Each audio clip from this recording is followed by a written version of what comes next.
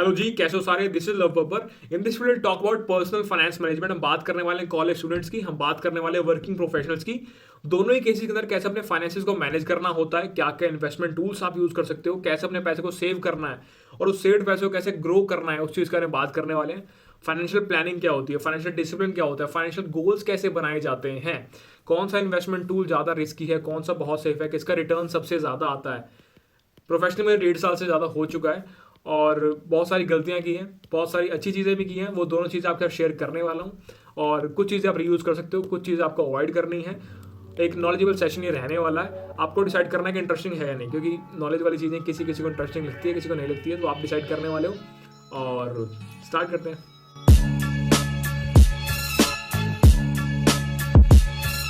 सबसे पहले स्टार्ट करते हैं स्टूडेंट लाइफ के साथ। ठीक है, हम बात कर रहे हैं कॉलेज स्टूडेंट की। अब यहाँ पे दो केसेस हो सकते हैं फाइनेंसिस के लिए। पहला कि उस बच्चे का कोई अर्निंग सोर्स नहीं है और सेकंड उस बच्चे का अर्निंग सोर्स है। पहले केस की बात करते हैं। जब उसके पास अर्निंग सोर्स नहीं होता तो उस बच्चे की पॉकेट मनी होती है जो उसके माता पिता उसको देते हैं। 2 से 3 हज़ार रुपये मान के चलता हूँ मैं कि महीने के आपके माता पिता ने आपको दे दिए।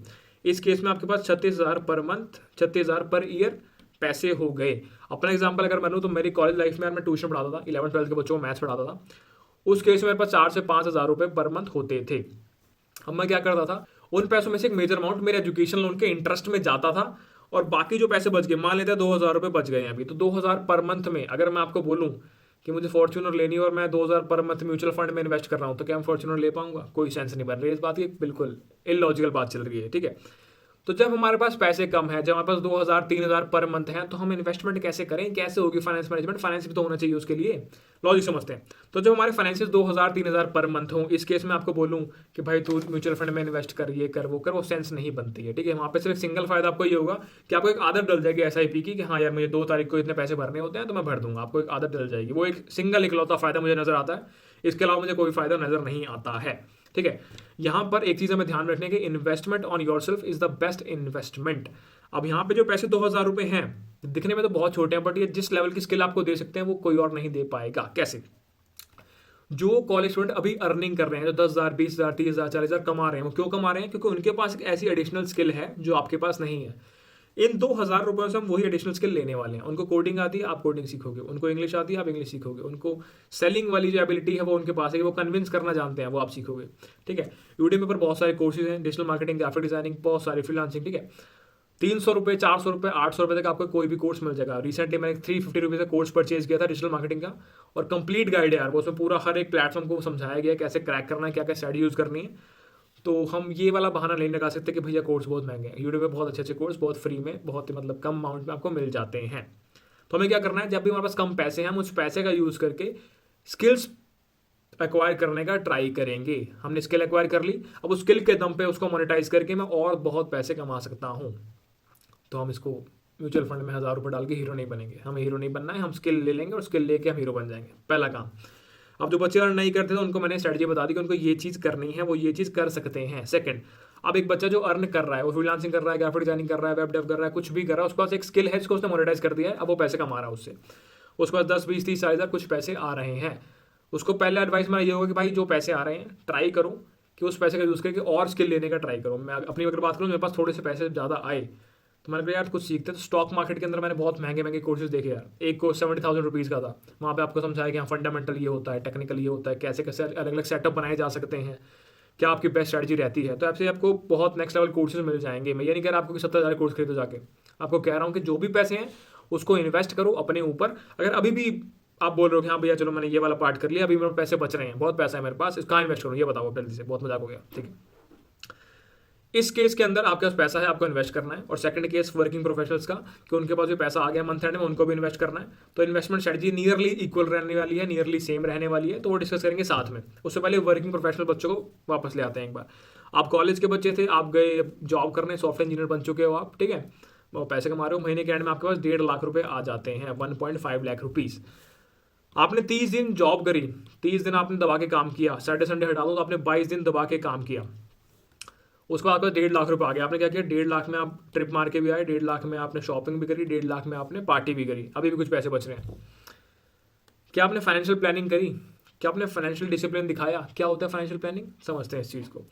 जब हम 22 दिन लगातार काम कर सकते हैं उस 1.5 लाख रुपए को कमाने के लिए, तो क्या हम महीने के 3 घंटे दे सकते हैं उस 1.5 लाख को प्लान करने के लिए कि यार कितना अमाउंट कहाँ जाएगा, कितना अमाउंट को मैं इन्वेस्ट करने वाला हूँ, कितने अमाउंट को मैं सेव करने वाला हूँ। जितने भी आपके दोस्त हैं जो भी वर्किंग हैं, जितने आपके सीनियर्स हैं, उनसे बात करके उनसे पूछना कि तुमने करियर की इनिशियल स्टेज था तो क्या उन्होंने फाइनेंशियल प्लानिंग में दिमाग लगाया था? नहीं लगाया था। मेजॉरिटी 98% ने नहीं लगाया होगा, गारंटी है।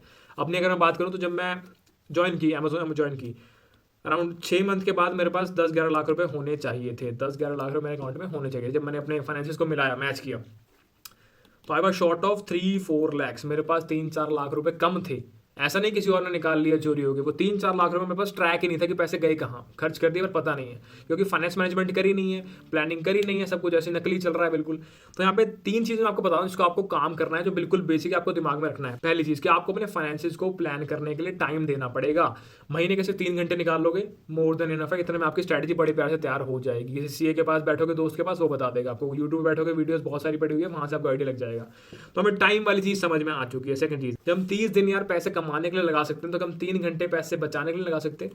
तो ये वाला पॉइंट जो है हमें देखना पड़ेगा, ठीक है। आगे अगली चीज़, अपने पैसे का ट्रैक हमारे पास होना चाहिए कि मेरा पैसा कहाँ आया, कहाँ गया, कितना गया। हर चीज़ का ट्रैक मेरे पास होना चाहिए। ये कुछ भी ब्लाइंड नहीं जाना चाहिए कि हाँ पैसे जा रहे हैं, कोई बात नहीं। मुझे पता है नए नए पैसे जब आते हैं तो इंसान राजा हो जाता है, क्या रहे कोई बात नहीं, इसको दे दे, उसको दे दे। ट्रैक होना चाहिए। ट्रैकिंग इज़ वेरी इंपॉर्टेंट, इसको ध्यान रखना। ट्रैकिंग नहीं होगी तो बहुत हेल्पलेस हो जाओगे, समझ नहीं आएगा कहाँ जा कर रहा है पैसा। जितने बैचलर्स होते हैं बाहर रहते हैं, बैंगलोर, हैदराबाद, उनसे पूछना एक बार ये चीज़, बोलेंगे यार पैसे आते तो हैं बट मंथ एंड तक खत्म हो जाते हैं, पता नहीं कहाँ जाते हैं, इतने तो पार्टी भी नहीं करते हैं। तो ट्रैक ही नहीं होगा आपके पास कि पैसा गया कहाँ है, तो आपके हमेशा खत्म ही हो जाएंगे पैसे। हमें क्या करना है, टाइम निकालना है, उस टाइम को पैसा बचाने के लिए यूज़ करना है। और तीसरा है कि हमें पैसे को ट्रैक करना है कि भाई जा कहाँ रहा है, ठीक है। तो इसका क्या मतलब है कि फाइनेंशियल डिसिप्लिन बहुत इंपॉर्टेंट है। ये 3 पॉइंट जो आपके, टाइम निकालना, टाइम को बचाने के लिए यूज़ करना और ट्रैक करना, ये आपके फाइनेंशियल डिसिप्लिन कहलाते हैं। आपको डिसिप्लिन से गेम खेलनी पड़ेगी यहाँ पर, ठीक है। पैसा जो है जाता बहुत जल्दी जल्दी, आता बहुत धीरे, तो जाने मत दो, इसको पकड़ के रखो, कहीं नहीं जाना। तो डिसिप्लिन आपको दिखाना है। यहाँ पे एक बहुत ही बेसिक चीज़, बहुत बेसिक गलती हम करते हैं, वो ये है कि यार कि income minus expenditure is equal to saving. हम ये मान रहे हैं कि मेरी कुछ इनकम है 1.5 लाख रुपए, अब मुझे आईफोन खरीदना है, मुझे गुच्ची की बेल्ट खरीदनी है, मुझे नाइकी के शूज़ खरीदने हैं, ये सब हो गया। इतना करके 1.5 लाख में जब 5,000 रुपये बच जाएंगे, वो मेरी सेविंग है। यही गलती करके लड़के। सही चीज़ क्या है? देखो, सही चीज़ है कि income minus saving is equal to expenditure. कि मैंने बनाया कि इस 1.5 लाख में से 60,000 रुपये सेव होंगे, तो पहले सेविंग के पैसे निकाल लो। अब बचे 90,000, अब 90,000 का जो मर्जी करो, क्योंकि मेरा रूल था कि मैं 60,000 बचाऊंगा, मैंने वो बचा लिया। अब जो बचा वो मेरा एक्सपेंडिचर है भाई। अब इसमें आईफोन आता हो तो ले ले, नहीं आता तो अगले महीने लियो। समझ रहे हो? ये चीज़ है। हमारी प्राइमरी प्रायोरिटी है सेविंग, हमारी सेकेंडरी प्रायोरिटी है एक्सपेंडिचर। मतलब एक्सपेंडिचर तो करना ही पड़ेगा ना, कुछ नीड्स होती है, आपको बिजली का बिल भरना ही पड़ेगा, राशन लाना ही पड़ेगा, फ़ोन का रिचार्ज करना ही पड़ेगा, इंटरनेट का बिल भरना पड़ेगा, ये तो करना ही पड़ेगा जी। आपका एक्सपेंडिचर होता है, नीड्स होती हैं ये। तो प्राइमरी प्रायोरिटी सेविंग्स पर होनी चाहिए। सेविंग बहुत इंपॉर्टेंट है। एक रूल होगा, आपने सुना होगा 50-30-20 रूल के बारे में सुना होगा। इसमें क्या होता है कि आपके 50 जो होता है वो आपकी नीड्स होती है, यानी नेसेसिटी, ये आपको करना ही पड़ेगा। बिजली का बिल, पानी का बिल, खाना पीना, रहना, किराया, है ना, इस चीज़ें। 30 जो होता है आपकी वांट्स होती है कि मुझे गुच्ची की बेल्ट चाहिए, मुझे नहीं पता, तो जो गुच्ची की बेल्ट है आपकी 30 में आएगा। और 20 आपका सेविंग। ये रूल कहता है कि आपको 50% ऑफ द इनकम नीड में रखनी है, 30% आपका आप अपनी वांट में लगा सकते हो, और 20% आपको सेव करना है। मैं नहीं कह रहा कि ये सही है, ये मेरे को इलॉजिकल लगता है बिल्कुल ये वाला पॉइंट, पर आपको मैं समझा रहा हूँ कि इसको आप अपने लिए कैसे यूज़ कर सकते हो। आप इसको 50-30-20 रूल की जगह XYZ रूल बोल सकते हो। कैसे? XYZ रूल आपने बोल दिया कि X मेरा नीड्स में है, Y मेरा वांट है, और Z मेरा सेविंग्स में है। XYZ कितनी कितनी % होना चाहिए वो आप डिसाइड करोगे यार, ठीक है। जैसे कोई बंदा 10,000 रुपये कमाता है पर मंथ, ठीक है, तो मैं उसको ये नहीं बोलूँगा कि भाई तो 2,000 सेव कर, क्योंकि भाई उसके 10,000 है, उसको बहुत ज़्यादा खर्चे होते हैं, क्या पता वो सिर्फ 500 ही सेव कर पाता हूँ। तो ये रूल हर किसी के लिए अलग अलग अप्लाई करेगा, ठीक है। तो यहाँ पे इसको मैं XYZ रूल बोल रहा हूँ, आपको अपने लिए इसको मॉडिफाई करना है और ट्राई करो ज़्यादा से ज़्यादा सेविंग करनी है। मैं ये नहीं कह रहा भूखे मर जाओ, रोटी खाना बंद कर दो। मैं ये कह रहा हूँ कि सेविंग ट्राई करो, जितनी अच्छे से कर सको करो, अपना बढ़िया luxury lifestyle Jio, but saving भी करो, ठीक है। इतनी चीज़ हम समझ चुके हैं। अब आते हैं फाइनेंशियल गोल्स के ऊपर। फाइनेंशियल गोल समझने से पहले हमें समझना पड़ेगा कि हम जो ये इन्वेस्टिंग कर रहे हैं, इन्वेस्टमेंट कर रहे हैं, क्यों कर रहे हैं, क्या मिलेगा? क्या इसलिए क्योंकि मेरा रामू दोस्त जो है वो भी कर रहा है ना? मेजोरिटी गलती यहीं कर रही है। जितने मेरे दोस्त हैं उन सबको मैं देख रहा हूँ कि भाई क्यों कर रहे हैं हम, क्या ऐसे पैसे कमाने हैं। हमने ये तो सोच लिया कि पैसे कमाने हैं, पैसे बढ़ाने हैं, ये गोल नहीं होते हैं। आपको इन्वेस्टमेंट करनी होती है गोल्स के लिए। फाइनेंशियल गोल्स आपको बनाने पड़ते हैं। कैसे? कि अगले 5 साल में मेरे पास 50 लाख रुपए होने चाहिए, ये मेरा फाइनेंशियल गोल है। अब इस गोल को अचीव करने के लिए मुझे इन्वेस्टमेंट करनी पड़ेगी। उस इन्वेस्टमेंट को करते टाइम मैं स्ट्रैटेजी लगाऊंगा कि हाँ भाई 50 लाख का अमाउंट है, कैसे कैसे कैसे कैसे डील करूँ ताकि यहाँ तक पहुँच पाऊँ। उसको बोलते हैं फाइनेंशियल गोल। वो अचीवेबल भी होता है। बट ये जो हम बोलते हैं ना कि पैसा कमाना है, ना ना ना, ये तो गोल ही नहीं है। ये हमें स्मार्ट गोल्स बनाने होते हैं, उस चीज़ पर भी आता हूँ मैं, ठीक है। तो फाइनेंशियल गोल्स पहले बनते हैं और उसके बाद इन्वेस्टमेंट शुरू होती है। पहले आपका गोल होना चाहिए कि हाँ ठीक, गाड़ी लेनी है, ये आपका गोल हो गया। कैसे इसको ब्रेक करना है समझाता हूँ। घर लेना है, ये आपका गोल हो गया, इसको कैसे ब्रेक करना है समझाता हूँ। तो पहले एक गोल बनाओ, फिर उसके ऊपर बना के चलेंगे कि हाँ इस गोल को अचीव कैसे करना है, ठीक है। उस गोल को अचीव करने के लिए हम इन्वेस्टमेंट करने वाले हैं। इतनी चीज़ हमें समझ में आ गई है। अब जब भी हम गोल बनाते हैं, गोल हमारा स्मार्ट गोल होना चाहिए। स्मार्ट गोल समझते हो? नहीं समझते, मैं समझाता हूँ।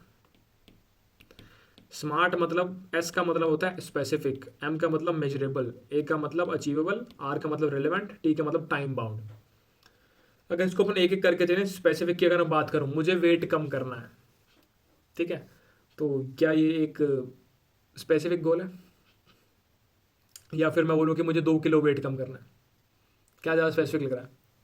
मुझे घर लेना है, मुझे 200 गज का घर लेना है, मुझे कार लेनी है, मुझे लग्जरी कार लेनी है, मुझे BMW X7 लेनी है। समझ रहे हो? मुझे समझ गए हो कि फील क्या कहना चाह रहा हूँ मैं, ठीक है। अगला मेजरेबल, मैग्नीट्यूड की बात हो रही है यहाँ पे कि यार मेरे को ना 1 लाख रुपए सेव करने हैं। मेजरेबल हो गया 1 लाख, आपने मैग्नीट्यूड बता दिया। अचीवेबल, गोल आपका अचीवेबल होना चाहिए। ये नहीं कि मुझे ना चांद पे फॉर्च्यूनर चलानी है भाई, ये नहीं करनी, ये बड़ा गोल नहीं होता। अचीवेबल गोल की बात करें, बस इलोन मस्क चला भी देगा फॉर्च्यूनर, बट अपन अचीवेबल गोल की बात कर रहे हैं। तो अचीवेबल गोल होना चाहिए हमारा। अगला है रिलेवेंट, कि जो भी हम एक्शंस परफॉर्म कर रहे हैं, क्या वो एक्शन से अपने गोल को अचीव कर पाएंगे? तो वो एक्शंस हमारे रिलेवेंट होने चाहिए। मुझे रियल एस्टेट में नाम बनाना है बट मेरे पास पैसे नहीं है, तो मेरा गोल क्या होना चाहिए कि पहले मैं पैसे इकट्ठे कर लूँ, उसके बाद घुसूंगा। रियल एस्टेट की बात अगर मैं करूँ अपने हिसाब से, तो मुझे ये लगता है कि जहाँ मैं रहता हूँ, जो मेरी दिल्ली में, आपके पास रियल एस्टेट में घुसने के लिए स्टार्टिंग में एटलीस्ट 40 लाख रुपये होने चाहिए। जितने मेरे दोस्त ने रियल एस्टेट में गए अच्छा खासा कमाया, वो स्टार्टिंग में 30 लेके गए थे, मैं फिर भी 10 का बफर लेके चल रहा हूँ कि हाँ 40 हूँ। तो रेलिवेंट गोल्स आपके सब गोल्स होने चाहिए। टी टाइम बाउंड, जब मैं बोल रहा हूँ कि मुझे 50 लाख रुपए कमाने हैं या 50 लाख बनाने हैं, इतनी वर्थ बनानी है एटलीस्ट, तो मैंने बोला कि मुझे 2 साल के अंदर करना है। तो वो जो टाइम बाउंड कर दिया मैंने उस पर्टिकुलर गोल को, इस चीज़ पे काम करना है।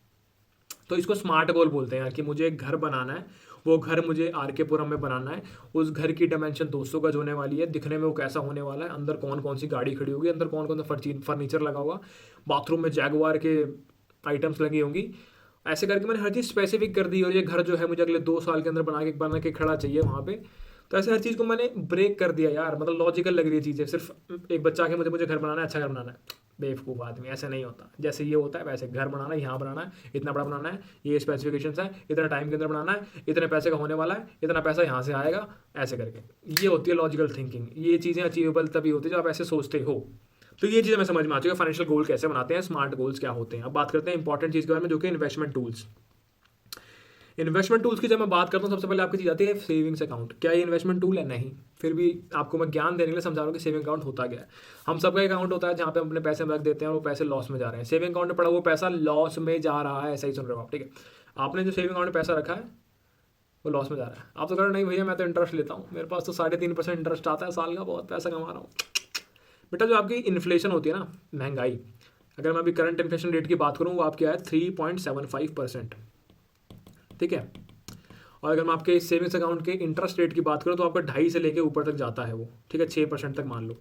और जो ज़्यादा इंटरेस्ट ये दे रहे हैं, या तो ये नए बैंक हैं, या तो इन्होंने टर्म्स कंडीशन लगा रही है कि इतना पैसा आपको रखना ही पड़ेगा, इतने टाइम के लिए आपको रखना ही पड़ेगा, तब जाके 6% मिलेगा।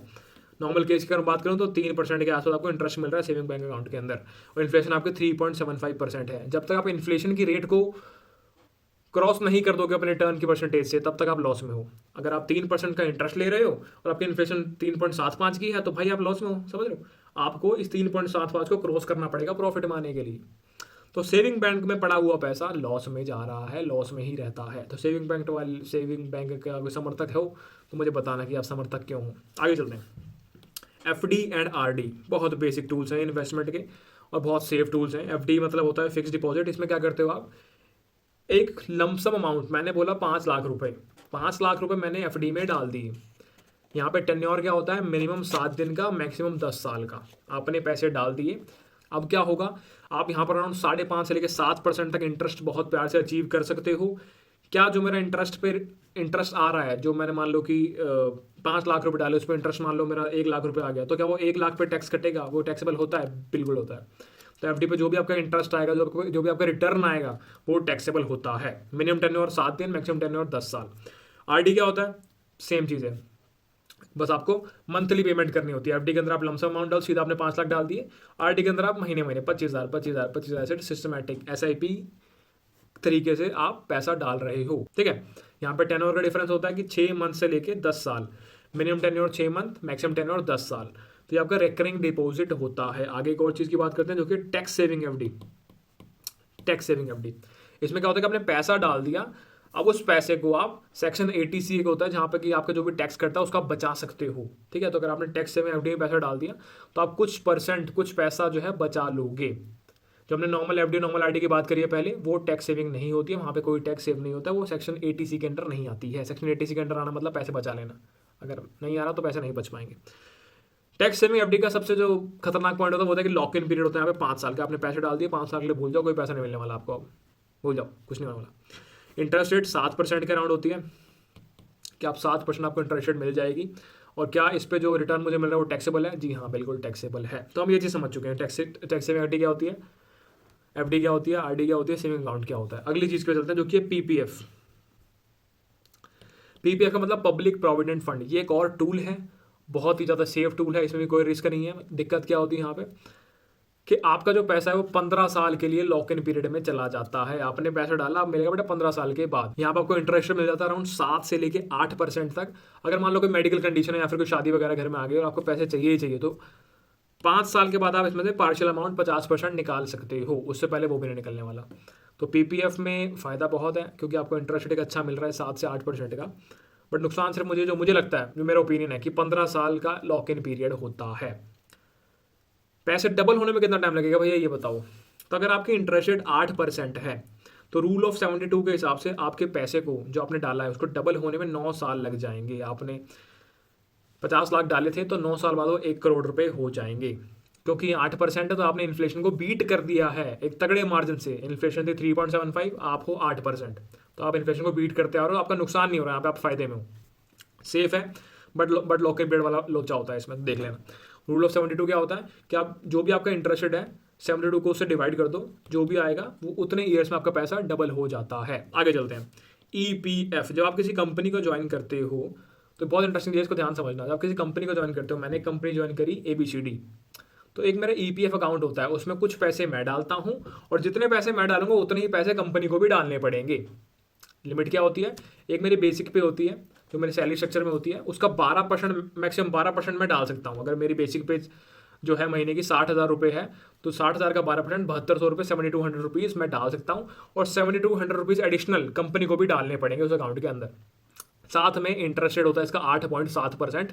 तो बहुत बहुत ही प्यारी चीज़ है यार, मज़ा बहुत आएगा, बहुत पैसे कमा लेते हैं लोग इससे, और सही है। अब यहाँ पर जितनी प्राइवेट कंपनी होती है वो जानबूझ के आपका बेसिक पे कम कर देती है, ताकि उनका जो कंट्रीब्यूशन है EPF के अंदर वो कम हो जाए। आपका जो 12% निकल के आ रहा है वो कम हो जाए।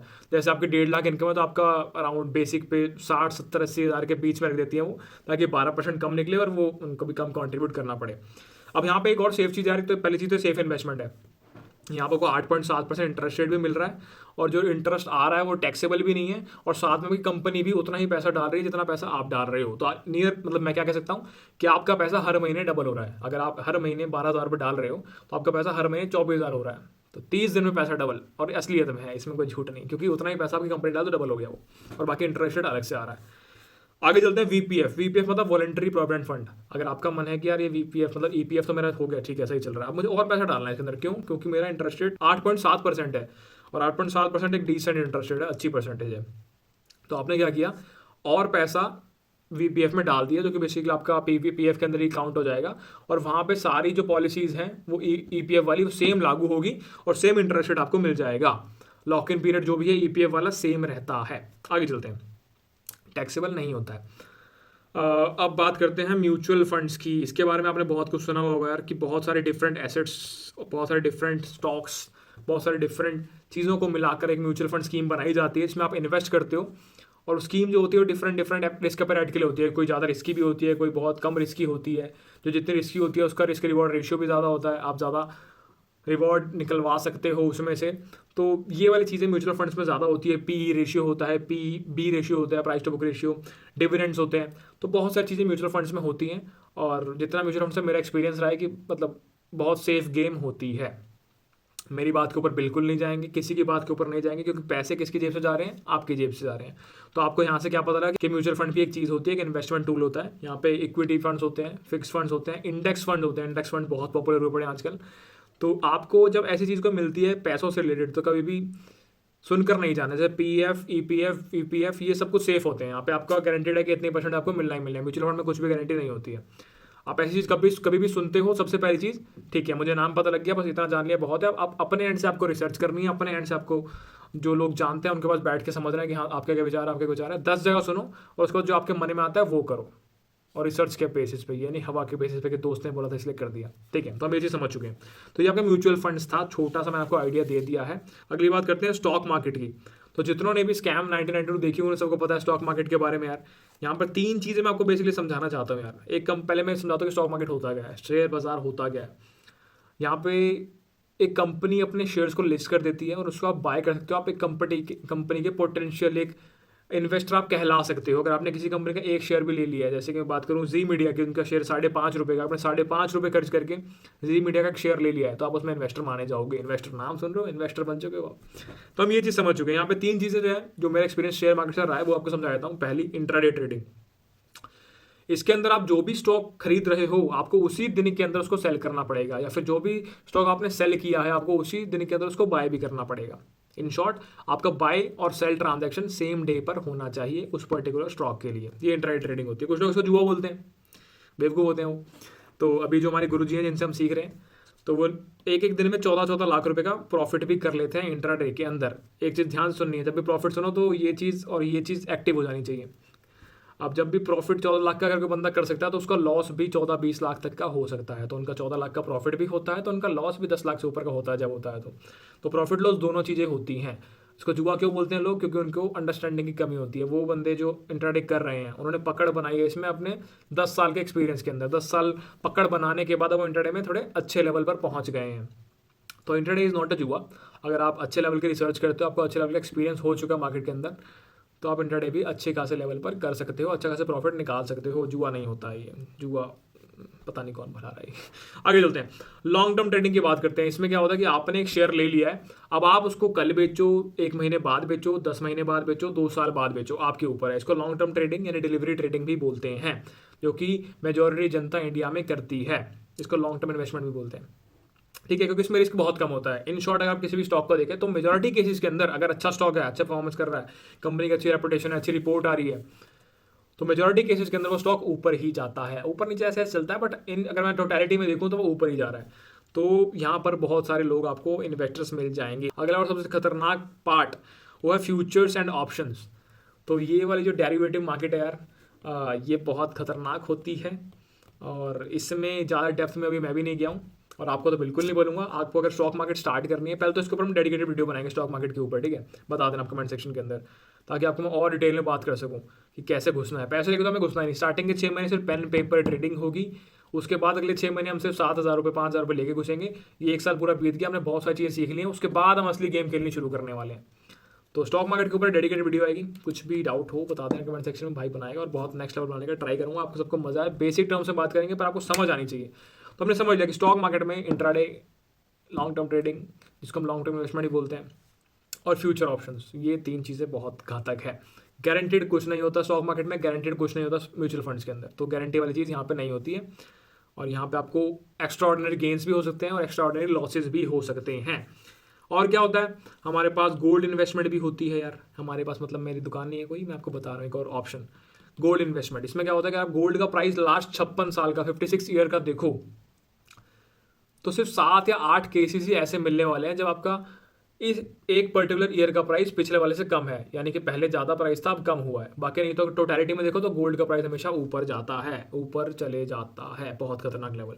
अगर अभी ये सिंपल पिछले ईयर का कंपैरिजन देख लो, कोरोना की वजह से क्या लेवल का उछाल गोल्ड में आया है। बट टोटलिटी में gold is a very very safe investment, और हमेशा पिछले 56 साल से अगर मैं देखूँ तो ऊपर ही गया है, ऊपर ही गया है। ठीक है, तो गोल्ड बहुत सेफ इन्वेस्टमेंट है। जो आपके माता पिता गोल्ड में इन्वेस्ट करते हैं बिल्कुल सही करते हैं। आगे चलते हैं, फॉरेन एक्सचेंज, फॉरेक्स ट्रेडिंग जिसको हम बोलते हैं, करेंसीज होती है बहुत सारी, उसमें आप ट्रेड कर रहे होते हो, ठीक है। तो इसमें ज़्यादा डेप्थ में मैं नहीं जाऊँगा क्योंकि इसमें उतना एक्सपीरियंस मुझे नहीं है, बट आपको एक ऑप्शन मैंने दे दिया, इसके ऊपर आप स्टडी कर सकते हो। मार्केट जो है 5.5 दिन खुली होती है एक वीक के अंदर, 24 घंटे, वो भी जो 5.5 दिन खुली है वो 24 घंटे के लिए, तो सही है, बढ़िया चीज़ है। अगला ऑप्शन क्रिप्टो करेंसी। तो क्रिप्टो करेंसी भी यार जितना इन्वेस्टमेंट ट्रेडिंग का सीन रहा है उतना डेप्थ में नहीं गया हूँ, इसको भी आप अपने लेवल पर एक्सप्लोर कर सकते हो, क्योंकि मार्केट क्रिप्टो करेंसी की बहुत वोलेटाइल होती है, बहुत ही ज़्यादा वोलेटाइल। अगर आप एक दिन में 10 लाख का प्रॉफिट निकाल सकते हो तो साथ ही साथ आप एक दिन में 50 लाख का लॉस भी खा सकते हो, तो ये बहुत बहुत बहुत ज़्यादा ही रिस्की होती है, तो इसमें तो मैं बिल्कुल भी हाथ नहीं मार रहा हूँ अभी। आगे चलते हैं। ये है रियल एस्टेट, बहुत सेफ फील्ड होती है ये भी यार, जैसे आपका गोल्ड सेफ है वैसे ये भी सेफ है, जो आपके माता पिता कहते हैं बिल्कुल सही कहते हैं। यहाँ पर घुसने के लिए इनिशियल इन्वेस्टमेंट आपके पास अच्छी खासी होनी चाहिए। अच्छी खासी का मतलब कम से कम 30 से 40 लाख रुपए एटलीस्ट। 30 से 40 भी कम लग रहे होंगे आपको, बस मैं अपने हिसाब से दिल्ली के हिसाब से बता रहा हूँ आपको, कि जितने मेरे दोस्त घुसे हैं रियल एस्टेट के अंदर, अच्छा खासा पैसा निकाला है, वो 30 लाख घुसे थे। मैं बफर के लिए कि अब 40 मान लेते हैं कि 40 आपके लिए सही है, और ये नहीं कि गए और घुस गए। सीखो, पहले सीखनी पड़ती है, मार्केट स्टडी करनी पड़ती है, बैठो लोगों के आसपास, जो लोग जानते हैं उनसे ज्ञान की प्राप्ति करो, उसके बाद आएगा मज़ा करने में, ठीक है। तो रियल एस्टेट के यार कुछ कॉन्सेप्ट पर शेयर भी स्टार्ट हुए हैं, जहाँ पे आपकी मिनिमम इन्वेस्टमेंट अराउंड 1.5 लाख रुपए होती है, उसका नाम मैं शेयर कर दूंगा डिस्क्रिप्शन के अंदर, तो आप वो भी देख सकते हो। मतलब अगर आपको रियल एस्टेट में ऐसे घूमना नहीं है कि ये प्रॉपर्टी ले लो ये ले लो, ऐसा नहीं करना। तो आप स्टॉक मार्केट में भी यार एक स्टॉक था, मुझे नाम मैं बता दूंगा, वो आप ले सकते हो। 1.5 लाख मिनिमम इन्वेस्टमेंट उसमें करनी होती है। तो हमने क्या समझ लिया? हमने समझ लिया सेविंग अकाउंट क्या होता है, एफडी क्या होता है, आरडी क्या होता है, टैक्स सेविंग एफडी क्या होता है, PPF, EPF, VPF, mutual funds, stock market, crypto currency, gold investment, real estate. तो ये सारे के सारे इन्वेस्टमेंट टूल्स हैं आपके पास, और आपके ऊपर आप किस में क्या आपको समझ में आ रहा है। सेफ टूल्स स्टार्टिंग वाले हैं, mutual fund, stock market, crypto currency, ये सारे रिस्की टूल्स होते हैं। अगर मैं ऑर्डर में बात करूँ तो क्रिप्टो करेंसी सबसे ज़्यादा रिस्की होता है, फिर उसके बाद स्टॉक मार्केट, फिर उसके बाद म्यूचुअल फंड्स। पर स्टॉक मार्केट में जो डायलॉग था यार उसमें 1992 स्कैम वेब सीरीज़ के अंदर, कि स्टॉक मार्केट ऐसा कुआं है यार जो पूरे देश की पैसों की प्यास बुझा सकता है, तो बिल्कुल सही है, बहुत बहुत नेक्स्ट लेवल इसमें वाइब है। और लास्ट 1 ईयर के अंदर यार ऐसा भी मैंने देखा कि 10 लाख इन्वेस्ट करके लोगों ने 30 से 40 लाख रुपए निकाले हैं। मानो चाहे मत मानो, मेरी मर्जी। अगर मानना है तो ग्लेनमार्क देख लेना खोल के एक बार, अगर मानना है तो बजाज फाइनेंस खोल के देख लेना, अगर मानना है तो एसबीआई खोल के देख लेना। ऐसे बहुत बहुत बहुत नेक्स्ट लेवल है। अगर आईपीओ की बात करूँ तो बर्गर किंग खोल के देख लेना। तो स्टॉक मार्केट एंडलेस अपॉर्चुनिटी यार, बट हमेशा ये चीज़ ध्यान रखना कि प्रॉफिट होते हैं तो लॉसेज भी होते हैं। और क्यों होते हैं लॉसेज? क्योंकि आप लालच करते हो। लालच क्यों करते हो? क्योंकि आपके पास एक्सपीरियंस नहीं होता। एक्सपीरियंस क्यों नहीं होता? क्योंकि आप जल्दी करते हो। जल्दी क्यों करते हो? फिर से लालच ना है। तो मेरी सारी चीज़ें समझ में आ चुकी है। कुछ और आपको डाउट है आप मुझे कमेंट सेक्शन में बता सकते हो, अपन कंसिडर कर लेंगे अगली वीडियो के लिए। और ये थी हमारी फाइनेंशियल लिटरेसी की सेकंड वीडियो। पहली थी हमारी are you in the top 1%, जहाँ पर हमने बात की टॉप 1% में कौन आते हैं, 5% में कौन आता है, 10% में कौन आते हैं। और इस वीडियो में हमने सीख लिया कि हाँ क्या क्या इन्वेस्टमेंट ऑप्शन हमारे पास अवेलेबल है। अगर मैं एक कॉलेज स्टूडेंट हूँ, थोड़े पैसे कमा रहा हूँ, या फिर मैं एक सैलरीड एम्प्लॉय हूँ और पैसे कमा रहा हूँ, आई थिंक मैंने आपको एक अच्छी खासी लिस्ट दे दी है। अभी भी आपको लगता है कुछ स्किप हो गया तो आप कमेंट में ऐड कर देना, बाकी बच्चे पढ़ लेंगे। और इस वीडियो में इतना ही, मिलते हैं नेक्स्ट वीडियो में। तब तक के लिए वीडियो बहुत लंबी बन गई है, वीडियो बहुत ज़्यादा लंबी हो गया। Bye bye.